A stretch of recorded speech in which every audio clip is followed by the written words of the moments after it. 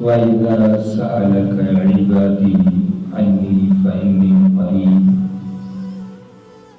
أُجِيبُ دَعْوَةَ الدَّاعِ إِذَا دَعَانِ فَلْيَسْتَجِيبُوا لِي وَلْيُؤْمِنُوا بِي لَعَلَّهُمْ يَرْشُدُونَ صدق اللہ العظیم. اللهم صل على سيدنا ومولانا محمد وعلى آلہ وأصحابہ وبارک وسلم.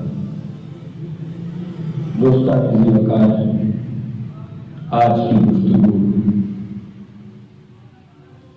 دعا کی قبولیت، دعا کی اہمیت، دعا کی ضرورت، دعا کی عظمت، دعا کی شان و شوکت آپ تک پہنچانا چاہتا ہوں. مقصود یہ ہے کہ ہم اللہ سے جڑیں، اللہ کے سائل بنیں، اللہ کے ممتے بنیں، اللہ کے فقیر بنیں، اللہ کے گدا بنیں اور اللہ کے حضور اپنا سب کچھ قربان کریں، عزت و وقار کو ختم کریں اور اپنی عاجزی انکساری، اپنا خشوع و خضوع کا اظہار کریں اور مالک سے ہم بے پناہ نعمتیں حاصل کریں اور بے پناہ نعمتیں حاصل کریں اور اس کی رضا حاصل کریں اور اس کی ذات کو حاصل کریں اور اس کی زیارت کو حاصل کریں اور اس کی ملاقات کو حاصل کریں. قرآن مجید میں رب ذوالجلال نے فرمایا، محبوب مکرم صلی اللہ علیہ وسلم سے اعلان فرمانے کا کہا کہ محبوب آپ اعلان فرما دیں کہ اللہ رب العالمین کے بندے جب اللہ کے بارے میں آپ سے پوچھنے آئیں تو انہیں کہہ دو کہ اللہ تمہاری شارت سے بھی قریب ہے. فإنی قریب، بے شک وہ تمہارے قریب ہے. جب بھی تم دعا کرتے ہو وہ دعا سنتا ہے اور پھر اس کو اللہ اجابت کی دولت عطا فرماتا ہے. دعا کو اجابت کی نعمت سے مالا مال فرما دیتا ہے. دعا کو قبولیت میں اللہ تبدیل فرماتا ہے. پیارے دوستو، دعا بہت بڑی اہم چیز ہے. حضرت ام عائشہ صدیقہ رضی اللہ تعالیٰ عنہا آپ روایت کرتی ہیں ابو داؤد میں اور حضرت ابو ہریرہ روایت کرتے ہیں نسائی میں کہ آقا علیہ السلام نے ایک دیہاتی کو دیکھا، ایک پیڑو گاؤں کا بندہ آیا اور آقا علیہ السلام مسجد نبوی میں آ کے اس نے نماز ادا کی. نماز ادا کرنے کے بعد دعا کرنے لگا کہ اللہ مجھ پر اور محمد صلی اللہ علیہ وسلم پر رحمت نازل فرما اور کسی پر نازل نہ کر. مجھ پر اور آقا علیہ السلام پر رحمت نازل فرما اور کسی پر نہ نازل کر. تو آقا علیہ السلام اس کی دعا سنتے ہی آپ صلی اللہ علیہ وسلم نے ارشاد فرمایا، اللہ کا میدان رحمت بڑا وسیع ہے، اللہ کے خزانے بڑے وسیع ہیں. تو نے محدود کیوں کر دیا ہے؟ تو نے اپنی دعا کو خاص کیوں کر دیا ہے؟ تو دعا کا سب کے لیے کر، میرے لیے اور اپنے لیے دعا کو بند کیوں کر رہا ہے؟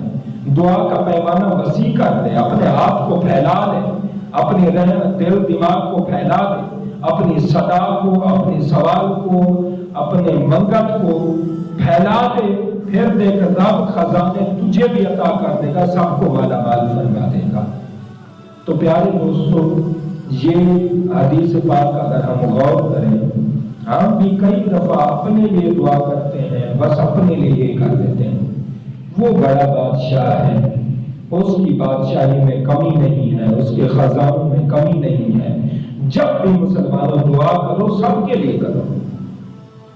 خاص کر دیکھا گیا ہے جب بندے قبرستان میں جاتے ہیں، اپنے مرحوم کی قبر پر جاتے ہیں، بس صرف اپنے مرحوم کی قبر پر جاتے ہیں اور دعا بھی صرف اسی کے لیے کرتے ہیں. بہت دیکھا گیا ہے.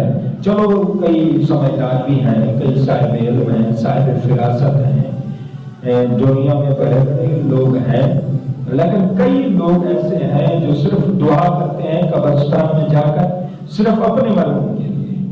نہیں ہونا چاہیے. قرآن سب کے لیے دعا کرو. دیکھو کسی نہ کسی کے صدقے اللہ سب کو مالا مال کر دے گا، سب کی بخشش فرما دے گا، سب کے درجے بلند کر دے گا.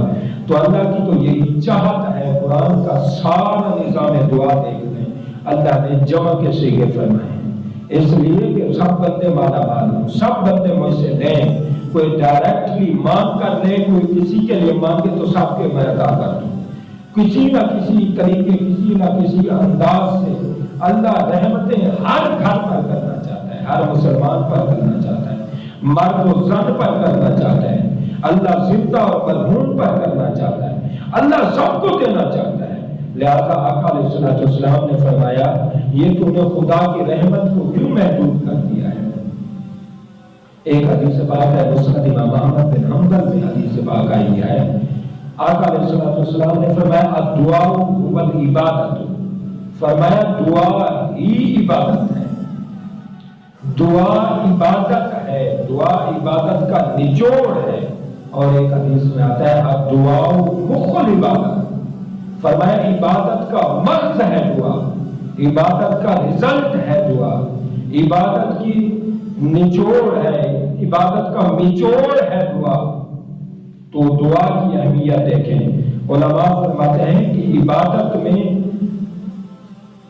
اللہ رب العالمین کے ہاں جو خشوع اور خضوع چاہیے ہوتا ہے وہ سب سے زیادہ خشوع و خضوع، عاجزی اور انکساری اور توجہ سب سے زیادہ بندے کی اس وقت ہوتی ہے جب بندہ دعا کرتا ہے۔ دعا جب بندہ کرتا ہے تو اللہ کی طرف مکمل متوجہ ہوتا ہے، اس کی توجہ کا ہر رخ اور 100% ہر فیصد کے حوالے سے وہ اللہ کی طرف توجہ رکھتا ہے، اللہ کی طرف متوجہ ہوتا ہے۔ پھر اللہ کی طرف متوجہ ہو کر یہ عرض کرتا ہے کہ مالک میں تو فقیر ہوں، میں تو غریب ہوں، مسکین ہوں، میں تو بے نادار ہوں، میں تو کچھ بھی نہیں، میں تو عاجز ہوں، تو قادر ہے۔ تو جب بندہ اتم درجے کا اور اکمل درجے کا اپنے اندر انکساری پیدا کرے، عاجزی، خشوع و خضوع پیدا کرے اور اپنے آپ کو فقیر تصور کرے اور اسے شہنشاہ تصور کرے، یہ سب سے زیادہ عبادت میں اگر دیکھا جاتا ہے تو دعا میں دیکھا جاتا ہے۔ اس لیے آقا علیہ السلام نے فرمایا الدعاء هو العبادت، دعا تو ہے ہی عبادت، دعا تو عبادت کا مغز ہے، دعا تو عبادت کا مرکز ہے، محور ہے۔ تو ابن ماجہ کی حدیث پاک ہے، آقا علیہ السلام نے فرمایا الدعاء مفتاح الرحمت، فرمایا دعا تو اللہ کی رحمت کی چابی ہے، اللہ کی رحمت کے دروازے کی دعا چابی ہے۔ جو بندہ دعا مانگتا جائے اللہ کی رحمت کے دروازے اس پر کھلتے جاتے ہیں۔ تو دعا ایسی بابرکت چیز ہے، آقا علیہ السلام نے فرمایا دعا مومن کا ہتھیار ہے اور دین کا ستون ہے اور مصیبتوں کو ٹال دینے والی چیز دعا ہے۔ ابن عساکر کی ایک روایت ہے، نمیر بن اوس روایت کرتے ہیں کہ آقا علیہ السلام نے فرمایا دعا اللہ کا مسلح لشکر ہے، مسلح لشکر ہے، جس سے بندے کی تقدیریں ٹل جاتی ہیں اور حتمی تقدیریں جو واجب ہو چکی ہیں، بندے کے لیے جو تقدیر واجب ہو چکی ہو، دعا اس حتمی قضائے مبرم کو بھی ٹال دیتی ہے، قضائے مبرم کو بھی ٹال دیتی ہے۔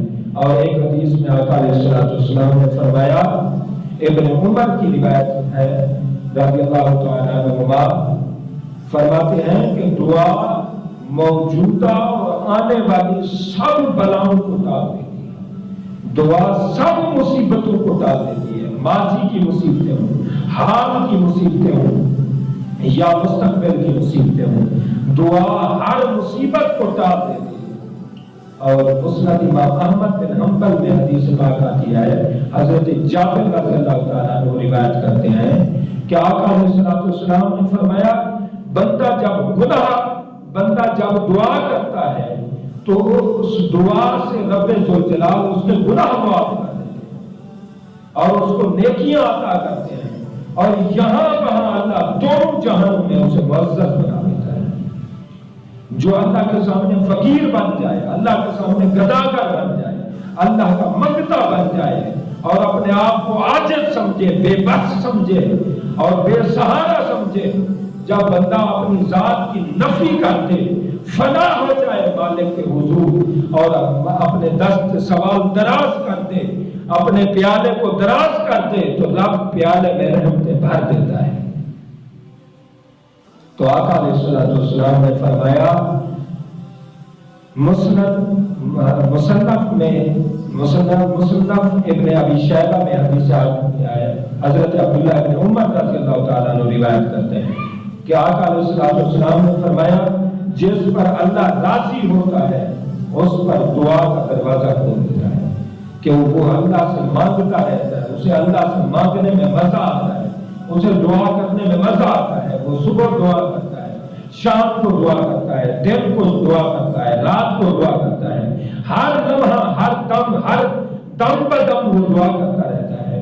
فرمایا جس کے لیے اللہ دعا کا دروازہ کھول دیتا ہے سمجھو اس پر اللہ راضی ہو چکا ہے، اللہ خوش ہو چکا ہے۔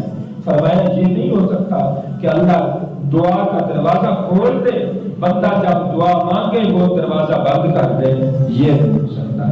وہ پھر قبولیت کا دروازہ کھول دیتا ہے، رحمت کا دروازہ کھول دیتا ہے، دعا کا دروازہ کھول دیتا ہے۔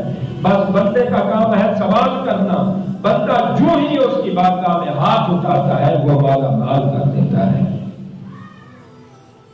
حلیہ میں حضرت انس رضی اللہ تعالیٰ عنہ روایت کرتے ہیں، فرشتے، اللہ رب العالمین فرشتوں سے فرماتا ہے کہ میرے فرشتے میرے بندے دعا کر رہے ہیں، جی مولا دعا کرتے ہیں۔ اللہ فرماتا ہے کس چیز کی؟ وہ کہتے ہیں جنت کی طلب کی۔ اللہ فرماتا ہے اس دعا کی برکت سے ان پر جنت واجب کر دو۔ اور کیا کرتے ہیں؟ جہنم سے پناہ مانگتے ہیں۔ اللہ فرماتا ہے جہنم سے پناہ، جہنم سے آزادی کی ٹکٹ ان پر واجب کر دو کہ انہیں جہنم سے محفوظ کر دو۔ حضرت انس رضی اللہ تعالیٰ عنہ روایت کرتے ہیں کہ بندہ جب خالی ہاتھ مالک کے حضور اٹھاتا ہے، دعا کے لیے مالک کے حضور خالی ہاتھ اٹھاتا ہے، اللہ فرماتا ہے مجھے حیا آتی ہے کہ اس نے دعا کرتے ہوئے خالی ہاتھ تھے، مجھ سے دعا کر کے بھی اس کے خالی ہاتھ رہے، مجھے حیا آتی ہے، اسے مالا مال کر دیا جائے، اس کی دعا کو قبول کر دیا جائے۔ فرشتے عرض کرتے ہیں پیارے اللہ یہ تو دعا کا اہل نہیں ہے، یہ اس کی دعا کو قبول کرنا ہے، یہ تو لائق ہی نہیں ہے اس چیز کے، یہ تو اس کرم کے لائق نہیں ہے۔ اللہ فرماتا ہے یہ لائق نہیں ہے، میں تو ہوں۔ یہ اگر دعا کے اہل نہیں ہے، میں تو غفور ہوں، میں تو رحیم ہوں، میں تو مہربان ہوں، کریم ہوں، غفار ہوں، میں اپنے خزانے سے اسے دے دیتا ہوں۔ اگر یہ لائق نہیں بھی ہے مگر میری بارگاہ کا سوالی ہے، میری بارگاہ کا منگتا ہے، مجھ سے ہاتھ اٹھا رہا ہے، اس کے ہاتھ خالی نہیں جانے چاہیے۔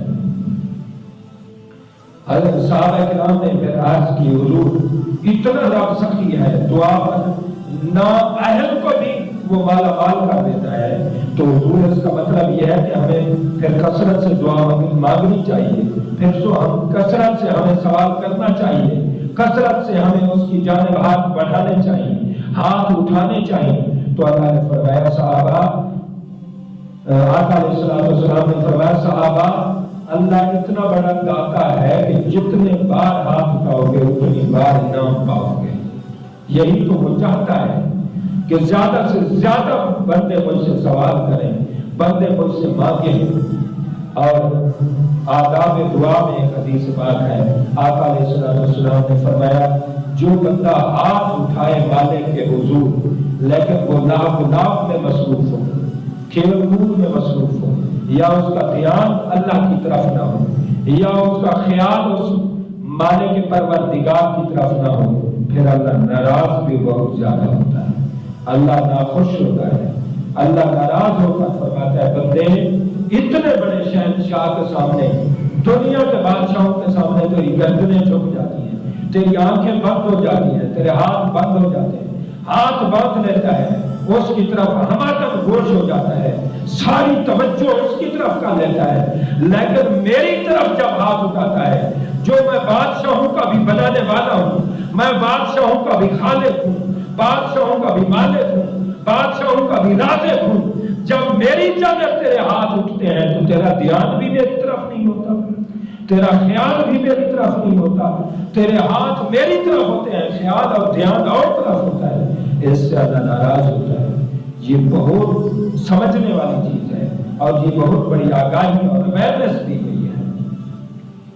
ترغیب و ترہیب میں حدیث پاک آتی ہے، حضرت عمر رضی اللہ تعالیٰ عنہ آپ روایت کرتے ہیں کہ آقا علیہ السلام نے فرمایا جب بندہ کسی غیر کے لیے عافیت کی دعا مانگتا ہے، غیر کے لیے کہ اللہ فلاں مسلمان کو صحت و تندرستی عطا کر دے، فلاں مسلمان کو شفا عطا کر دے، فلاں مسلمان کی بیماریاں دور کر دے، فلاں مسلمان کو صاحب اولاد کر دے، فلاں مسلمان کی اولاد کو نیک بنا دے، فلاں مسلمان کی خیر کر دے۔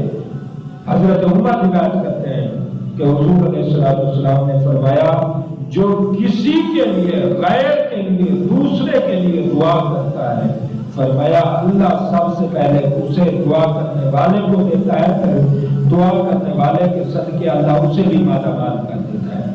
کیا خیال ہے جب ہم ایک دوسرے کے لیے دعائیں مانگنے لگیں، ہم ایک دوسرے کی خیر چاہیں، ہم ایک دوسرے کی بھلائی چاہیں، ہم ایک دوسرے کے ساتھ خوش ہوں، ایک دوسرے کی بھلے کے لیے، ایک دوسرے کے فائدے کے لیے ہم کام کریں اور ہر وقت ہم مالک کے حضور بھیک مانگتے رہیں، کسی کی صحت کے لیے، کسی کی بیماری کے دور ہونے کے لیے، کسی کو صاحب اولاد ہونے کے لیے۔ جب ہم غیر کے لیے دعائیں کریں گے خود بھی مالا مال ہوں گے، دنیا بھی مالا مال ہوگی۔ اگر اس طرح کا ماحول بن جائے، خیر الناس من ینفع الناس، لوگوں کے لیے ہم نفع بخش ہو جائیں، لوگوں کے لیے لوگوں کو نفع پہنچانے والے ہو جائیں، کیا خیال ہے ہمیں کوئی کمی رہے گی؟ ہمیں بھی مالا مال کر دے گا سخی رب اور سب کو مالا مال کر دے گا جب اس طرح کا ماحول بن جائے۔ مسند میں حدیث آتی ہے، حضرت انس روایت کرتے ہیں آقا علیہ السلام نے ایک صحابی کے پاس حضور تشریف لے گئے، بیمار تھا صحابی، عیادت کے لیے گئے، آقا علیہ السلام تشریف لے گئے اور آقا علیہ السلام نے جا کر دیکھا کہ وہ بہت زیادہ بیمار ہو چکا ہے، سخت بیماری میں ہے، سخت مرض میں ہے اور وہ کمزور ہو چکا ہے، اس طرح کمزور ہو چکا ہے جیسے مرغی کا بچہ چوزا کمزور ہو جاتا ہے، ایک دم وہ کمزور ہو کر سیدھا ہی بچ جاتا ہے، وہ ایک دم۔ تو اس طرح صحابی بیمار ہو چکے ہیں۔ آقا علیہ السلام نے فرمایا تم کیسی دعا مانگتے ہو؟ بیماری میں دعا قبول ہوتی ہے، تم کیسی دعا مانگتے ہو؟ تو صحابی نے عرض کی حضور میں تو یہی دعا مانگتا ہوں کہ اللہ مجھے آخرت کے جتنا بھی عذاب ہے دنیا میں دے دے، آخرت کی ساری سزا مجھے دنیا میں دے دے، میں آخرت کی سزا کو برداشت نہیں کر سکتا۔ آقا علیہ السلام ناراض ہوئے، حضور علیہ السلام نے فرمایا کیوں نہیں تو دعا مانگتا ربنا آتنا فی الدنیا حسنۃ وفی الآخرۃ حسنۃ وقنا عذاب النار، یہ دعا کیوں نہیں مانگتا کہ اللہ مجھے دنیا میں بھی بھلائی دے، دنیا میں بھی خیر کر، آخرت میں بھی خیر کر، وقنا عذاب النار اور جہنم سے مجھے بچا دے۔ فرمایا اللہ ما یفعل اللہ بعذابکم، اللہ نے عذاب دے کر کیا کرنا ہے، اللہ نے سزا دے کر کیا کرنا ہے، اللہ سے تم یہ مانگو دنیا آخرت مانگو، اللہ دنیا آخرت کی سزائیں دور کر دے گا، بلائیں دور کر دے گا، دنیا آخرت کے عذاب دور کر دے گا، دنیا آخرت میں اللہ رحمتیں کر دے گا۔ وہ سخی رب ہے، اس سے مانگنے کا طریقہ سیکھو، اس سے جو مانگنے کا حق ہے مانگنے کا حق سیکھو۔ آقا علیہ السلام نے فرمایا اس سے بڑی مسلمان مومن کیا دعا مانگ سکتا ہے کہ دعا مانگے اللہم انی اسألک العفو والعافیت فی الدنیا والآخرہ، کہ اللہ میں دنیا آخرت میں بھلائی کا، عافیت کا، معافی کا سوال کرتا ہوں کہ اللہ مجھے دنیا آخرت میں معاف کر دے، عافیت عطا کر دے، دنیا آخرت میں مجھے سکون عطا کر دے۔ آقا علیہ السلام نے فرمایا، حضرت ابو ہریرہ روایت کرتے ہیں حضور نے فرمایا یوں دعا کیا کرو، سب سے بڑی دعا حضور نے فرمایا میں تمہیں سکھاؤں، یوں دعا کیا کرو اللہم ارحم امت محمد رحمتا عامتا، کہ اللہ حضور کی پوری امت پر رحمت اور رحمتیں بھی عام نازل کر، بڑی رحمتیں نازل کر۔ آقا علیہ السلام یوں دعا اپنی امت کو سکھاتے ہیں۔ اور مولا علی روایت کرتے ہیں، آقا علیہ السلام نے فرمایا اس بندے کی دعا اللہ کی بارگاہ میں قبول ہی نہیں ہوتی جب تک وہ مجھ پر اور میری آل پر درود نہیں پڑھتا۔ تو درود پڑھ کے دعا جو مانگی جائے یقیناً وہ اللہ کی بارگاہ میں مقبول ہوتی ہے۔ اور حضرت ابو ہریرہ روایت کرتے ہیں، آقا علیہ السلام نے فرمایا ہر بندہ جب دعا مانگتا ہے اللہ دعا قبول کر لیتا ہے، لیکن کچھ وجوہات ہیں کہ اللہ دعا قبول نہیں کرتا۔ وہ یہ آقا علیہ السلام نے فرمایا جب بندہ گناہ کی دعا کرے، گناہ کی دعا جب کرتا ہے اللہ قبول نہیں کرتا۔ اللہ فرماتا ہے میری شان تو نے پہچانی نہیں، میں پاک رب ہوں، پاک چیز مانگ، میں رب ہوں، سچا رب ہوں، سخی رب ہوں، بڑا رب ہوں، مالک ہوں، مجھ سے میری شان کے مطابق سوال کر۔ گناہ کے سوال پر اللہ رب العالمین نہیں عطا فرماتے۔ اور اللہ رب العالمین سے جو رشتہ قطع رحمی کا سوال کیا جاتا ہے، رشتہ داری ختم کرنے کا، رشتہ داری ختم کرنے کا بھی اللہ رب العالمین دعا قبول نہیں کرتا، قطع رحمی کا بھی اللہ رب العالمین دعا قبول نہیں کرتا۔ اور تیسری بڑی اہم چیز جو دعا اللہ کی بارگاہ میں قبول نہیں ہوتی، آقا علیہ السلام نے فرمایا ہر بندے کی دعا قبول ہوتی ہے، لیکن بندہ جب جلد بازی کرتا ہے اللہ رب العالمین جلد بازی کرنے والے کی دعا قبول نہیں کرتا۔ آج ہم میں یہی مسئلہ ہے، پرابلم ہے، ہم اللہ کا عذاب ہے کہ ہم کہتے ہیں کہ فٹافٹ دعا قبول ہو جائے، اتنی دیر سے مانگ رہے قبول نہیں ہوگی، اتنی دیر سے مانگ رہے قبول نہیں ہوگی۔ پیارے اللہ رب العالمین کی بارگاہ میں مانگے جاؤ، جلدی نہ کرو، رب یہاں وہاں کبھی چھوڑ نہیں دے، کسی چیز کی آپ کے اندر ضرورت نہیں رہے گی۔ آپ کے گناہ بھی اسی دعا سے معاف ہوں گے، آپ کی نیکیاں بھی اسی دعا سے مقبول ہوں گی، اسی بارگاہ سے، اسی دعا سے ہی خدا کی بارگاہ میں مقبول ہوں گے۔ اللہ کریم چند کلمات کو قبول فرمائے۔ دعا